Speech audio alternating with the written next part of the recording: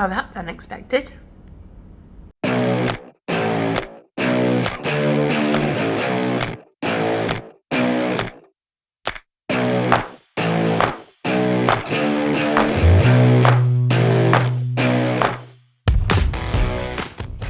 Good morning, my fellow wanderers, my little wanderlets, my wanderinos.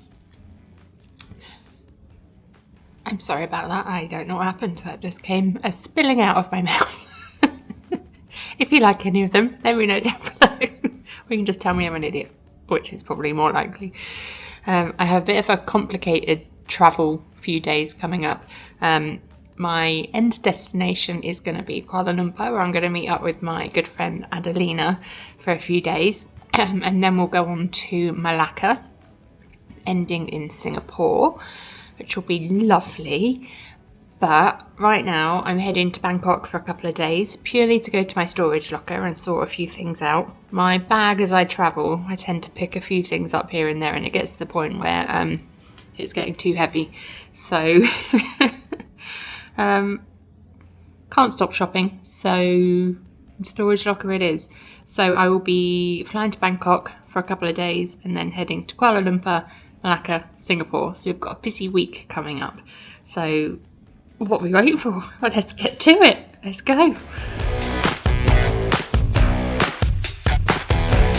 Welcome back to Bangkok. Beautiful day here. I am starving and thirsty, so I need to go get some water. And it's, what time is it now? It is 4:30. I did have a pan au chocolat at the airport, but that's about it. And coffee. So let's go get a snack.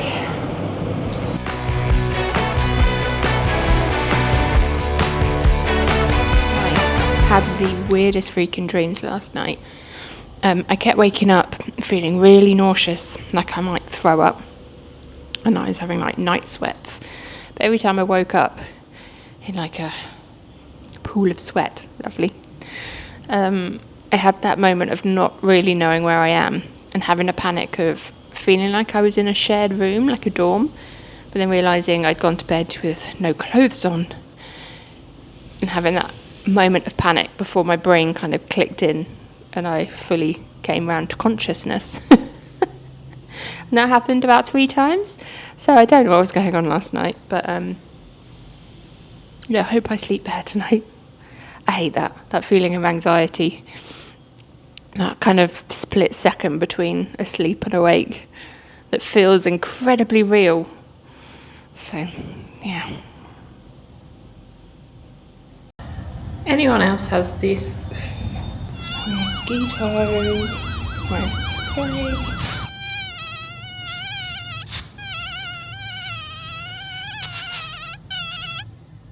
God, the bastard. As I was saying, sorry, I'm so hot. I've just got in. I'm staying somewhere different in Bangkok. I usually stay near Pratit all the time. It's kind of like my comfort zone. But I'm staying in Chinatown at the moment, just off a little side road off Yarrawat Road. But it's family owned, the family that own it downstairs. They've got 2 little girls, really lovely, young family. They've got a couple of rooms. This is the room. The bathroom is private, but it's the other end of the corridor. You see, it's really nicely done, very Scandinavian, simple, but it's clean, big. Just sneak out, check this now and out. So it's just the room, and the bathroom is over there.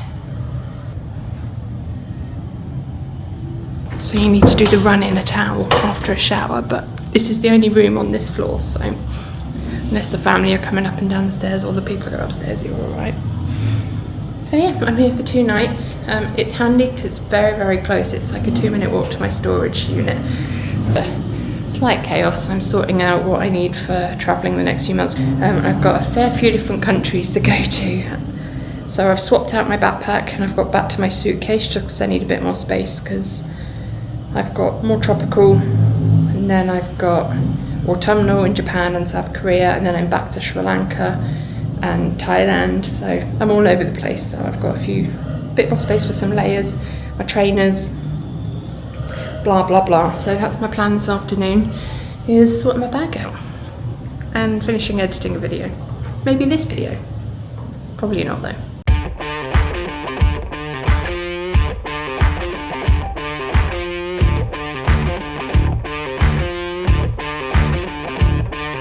Good afternoon and welcome to Kuala Lumpur. I had plans to do like 24 hours in Kuala Lumpur, but I got here and the rain is so bad, there's flooding. It was raining so hard that you were driving past the Petronas Towers and you couldn't see them because of the thick sheet of rain.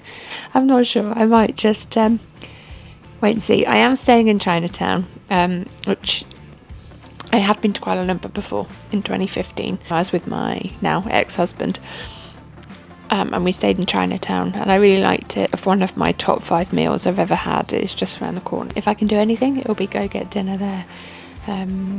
My favourite dish, number 1 dish out of everything. Oh wait, okay, discounting a roast dinner because I'm British and that's our national dish. So that will be number 1 always. So discounting that, my number 1 dish is a rendang curry. And if you put a side of roti canai on the side of that, oh, just heaven, absolute heaven. So, and as soon as I got out of the airport in KL, I could just smell rendang. So my 24 hours in Kuala Lumpur, and slightly rained off.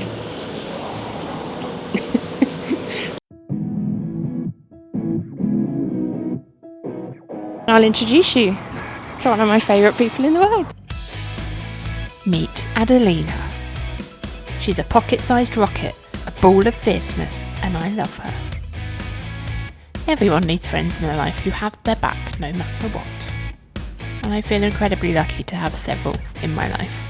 I first met Adelina in 2019, where we worked for the same organisation. She's been one of my ride or dies ever since. Good.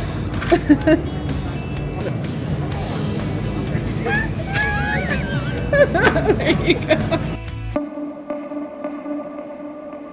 Kuala Lumpur's old railway station opened in 1910. It was the main station for many years.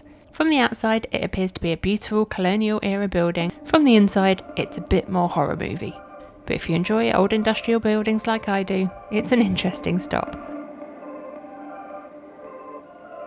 So Adelina, are you ready to go to Batu Caves?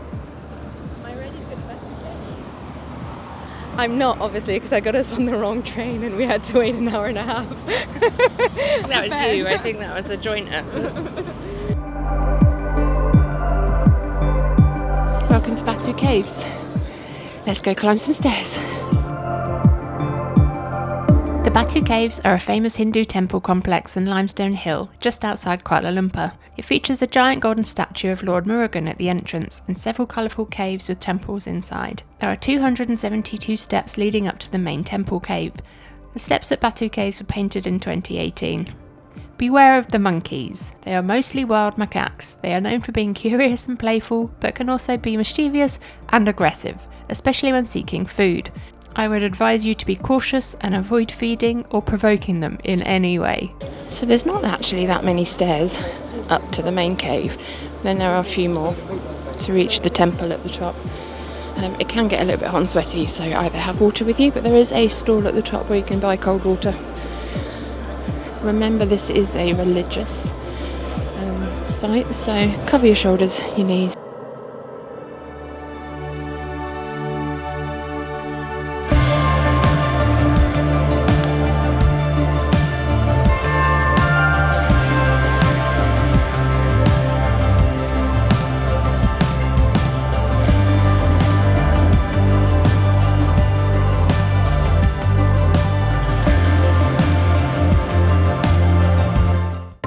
Well, good morning.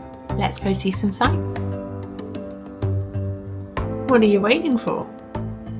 Me? Oh, yeah, fair. Oh, I have to do my hair. Actually, sorry, let's just go. Adelina? I think that was the year. Must bring an umbrella.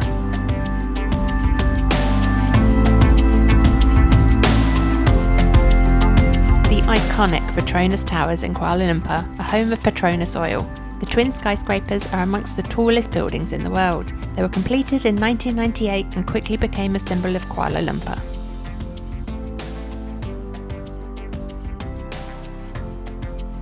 Bukit Bintang in Kuala Lumpur is a vibrant shopping and entertainment district. It's famous for its malls, street markets, restaurants and nightlife. You can find some amazing Indian and Persian food in this area. I'll keep some for later, and I shall pour a bit of this as well. Okay, help yourself.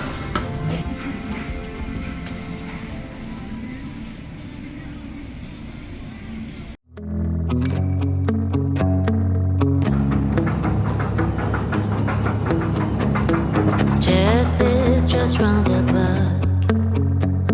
Is it the drink and ready to run?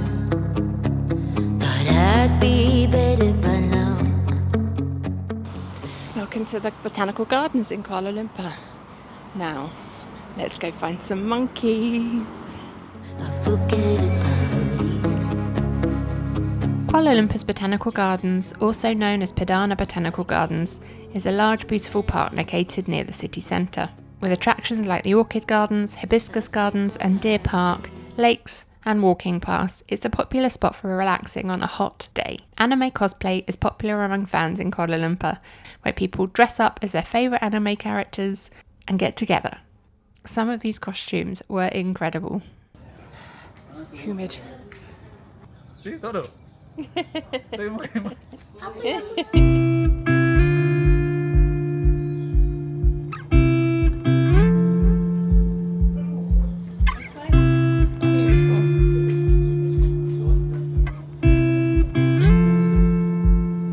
You really can buy anything at the markets here in Chinatown, as long as it's fake.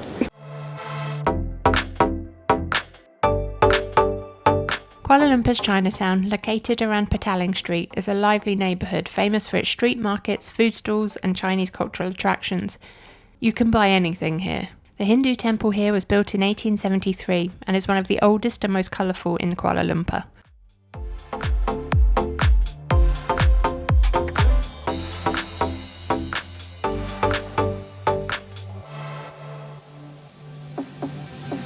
It features a golden statue of Lord Murugan.